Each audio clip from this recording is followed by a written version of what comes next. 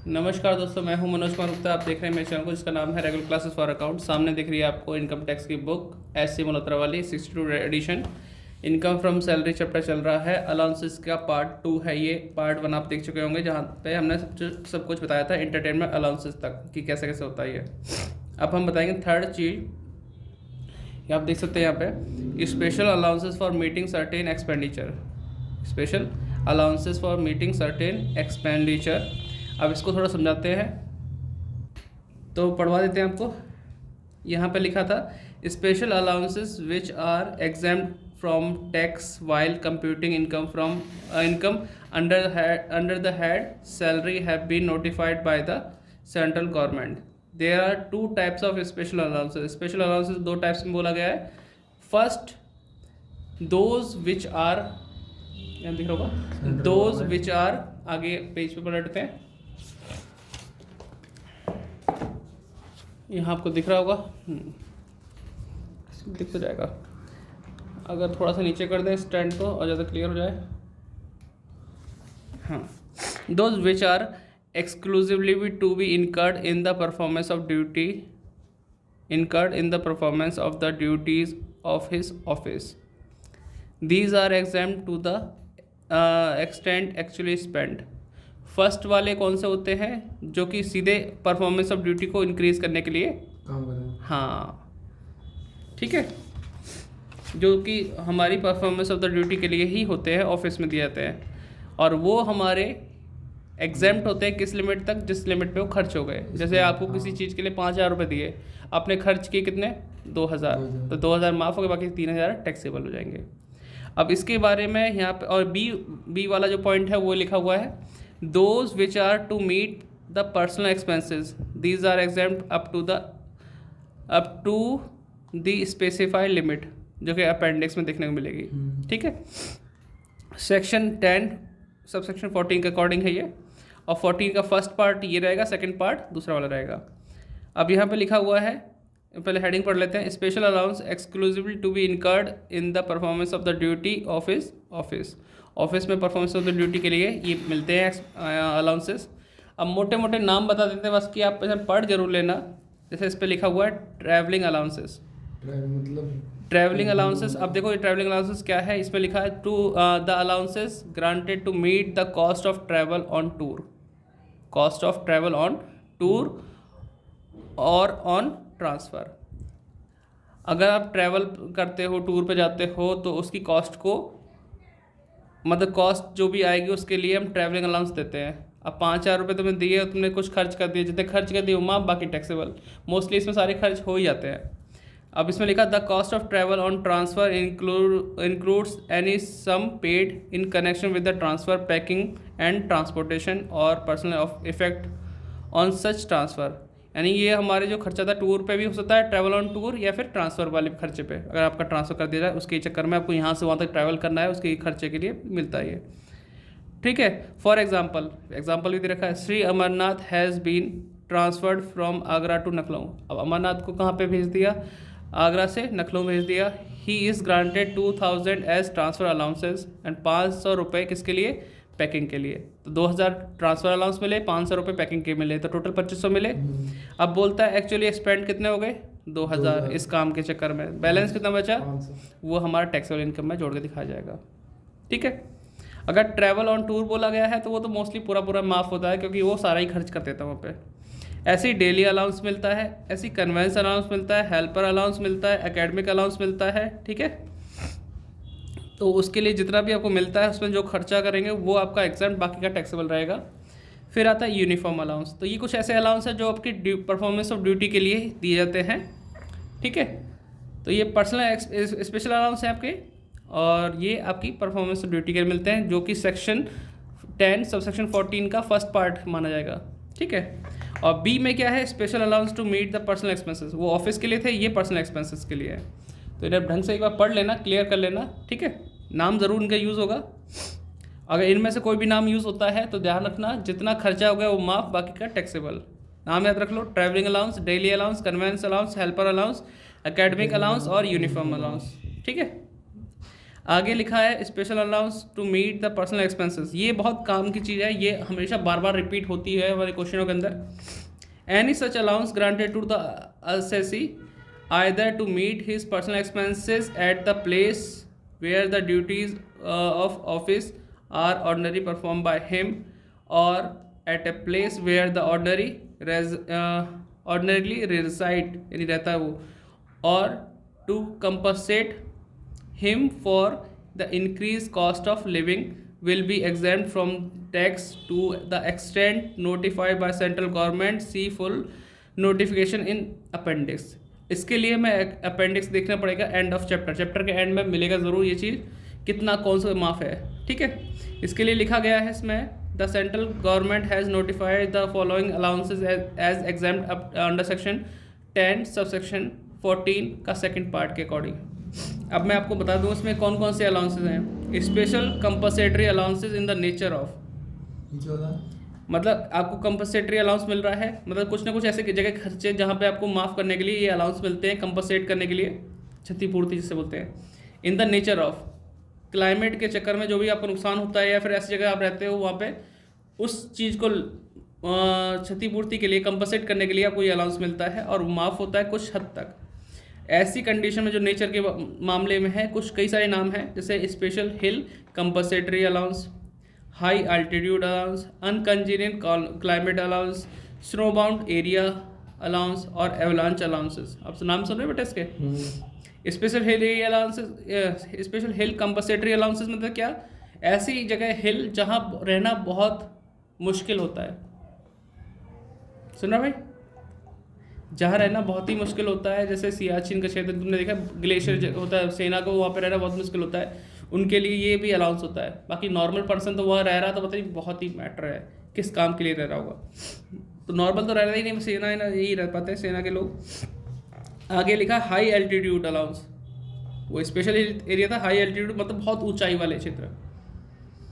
अनकंजीनियंट climate allowance मतलब ऐसी जगह है जहाँ पे मौसम पल पल में बदलता है। और स्नो बाउंड एरिया अलाउंस मतलब बर्फ़ से ढके हुए क्षेत्र जहाँ पे एवलांच आने की संभावना हर जगह रहती है। तो ऐसी कंडीशन में आप रहते हो तो आपको ये जो अलाउंस मिल रहा है कुछ हद तक माफ़ होगा, बाकी क्या टैक्सेबल होगा। अब माफ़ कितना होगा इसके लिए अपेंडिक्स देखना पड़ेगा, तो मैं इसके लिए अपेंडिक्स पढ़ता हूँ और दिखाता हूँ आपको, ठीक है। थोड़ा स्टैंड ऊपर करना पड़ेगा,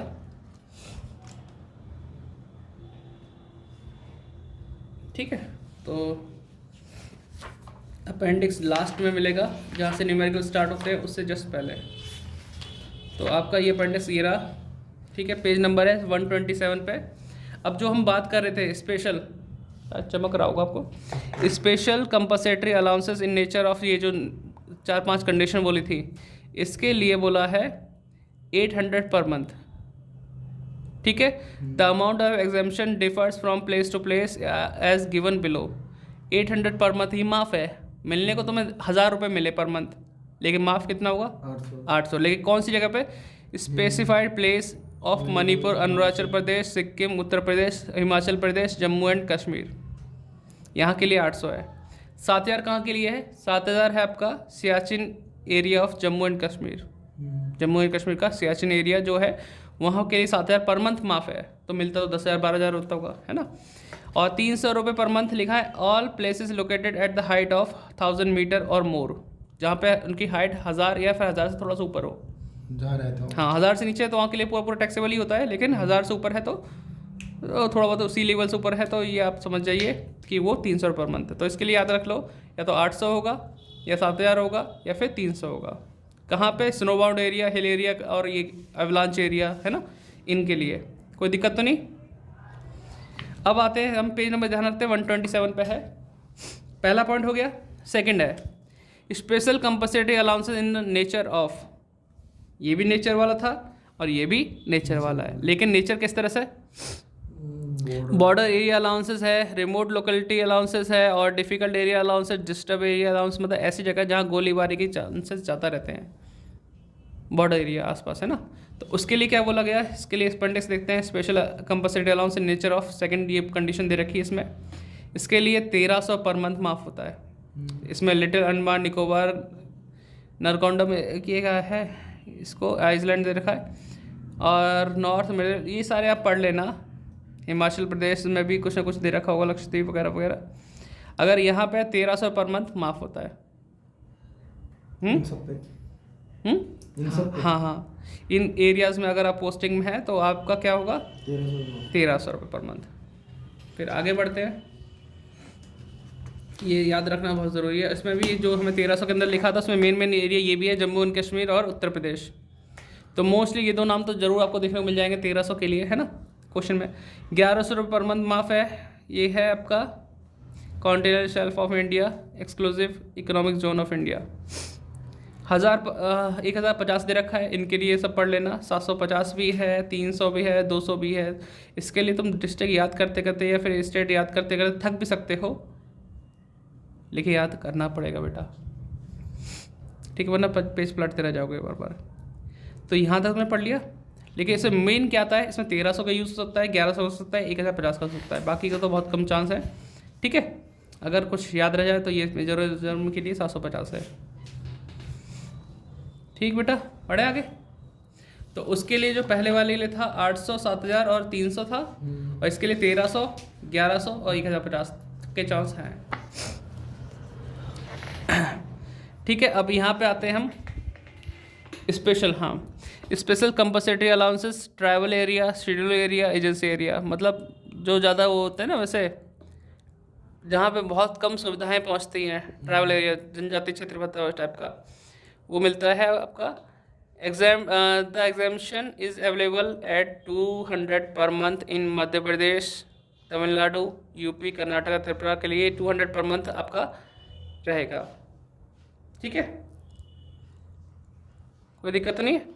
तो यहाँ पे एग्जामिशन जो दे रखी 2200 रुपये पर मंथ के हिसाब से माफ रहेगा आपका। तो ट्रैवल एरिया समझ गए होंगे।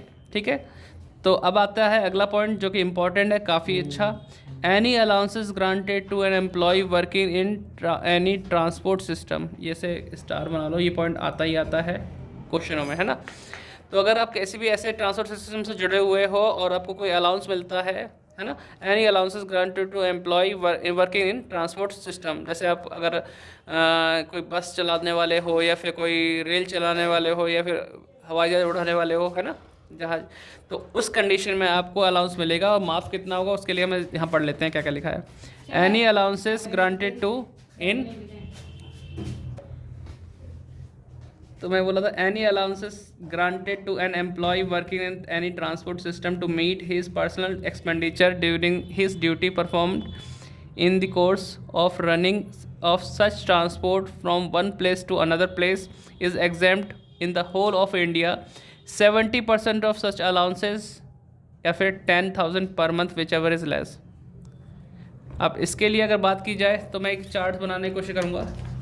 कोई खाली पेज है, सपोज करो यहाँ दिख रहा है, आपको कोई अलाउंस मिला इतना सारा, तो इस अलाउंस का 70% आप लिख दो एक जगह, 70% ऑफ अलाउंसेस, या फिर 10,000 इंटू 12 कर दो, पर मंथ है, साल में 12 महीने होते हैं। ठीक है, तो 1,20,000। तो जो भी अमाउंट इसकी सॉल्व करके आएगी वो आपका एग्जाम्प्ट हो जाएगा, बाकी का टैक्सेबल। अगर मुझे मालूम है, अगर मान लो 2 लाख रुपए मिले साल भर के, मिले 2 लाख का 70% कितना होता है,